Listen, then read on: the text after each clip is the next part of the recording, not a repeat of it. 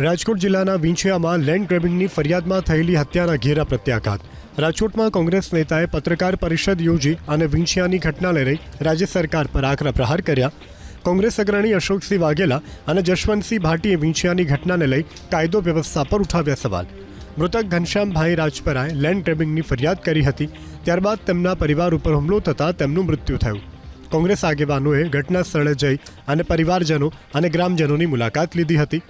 કાયદાકીય લડત માટે કોંગ્રેસ પક્ષ મૃતક ઘનશ્યામભાઈના પરિવારની સાથે રહેશે.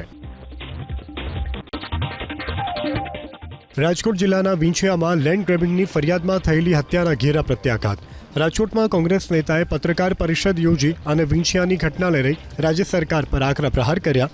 કોંગ્રેસ અગ્રણી અશોકસિંહ વાઘેલા અને જશવંતસિંહ ભાટીએ વિંછિયાની ઘટનાને લઈ કાયદો વ્યવસ્થા પર ઉઠાવ્યા સવાલ.